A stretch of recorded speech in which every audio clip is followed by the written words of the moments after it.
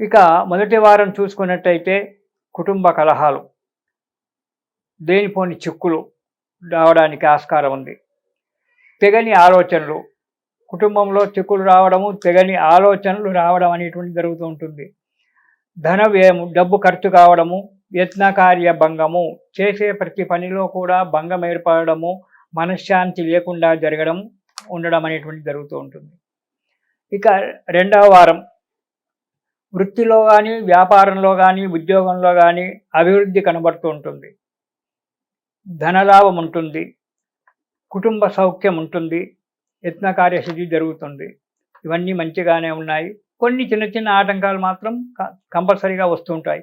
Pending పనులు పూర్తి కావడం లాంటివి కూడా జరగవచ్చు.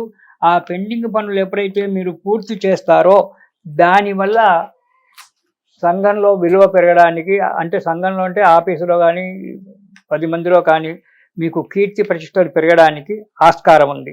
మూడవ వారం చేసే పనులలో అభివృద్ధి కనబడుతూ ఉంటుంది. కొన్ని చిన్న చిన్న చిక్కులు రావడానికి ఆస్కారం ఉంది, కానీ ఆ చిక్కులు వెంటనే సమసిపోవడానికి కూడా ఆస్కారం కనబడుతూ ఉంటుంది. తరచూ ప్రయాణాలు చేయడము, డబ్బు నష్టపోవడము, వృధా కలహాలు జరుగుతూ ఉంటాయి. స్థిరమైనటువంటి ఒక ఆలోచనలు లేకపోవడం వల్ల ఇవన్నీ జరుగుతూ ఉంటాయి.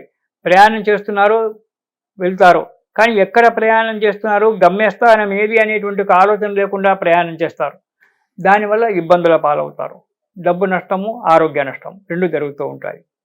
ఇక నాలుగవ వారం కనుక చూసుకున్నట్టయితే దేశ సంచారం, ఎప్పుడు తిరగడం, మీరు సరి అయిన ఒక నిర్ణయం తీసుకోకపోవడము, ఎప్పుడు మనోవ్యాకులత, సరి అయినటువంటి ఒక నిర్ణయం లేకపోవడం వల్ల మనోవ్యాకులత ఏర్పడుతుంది.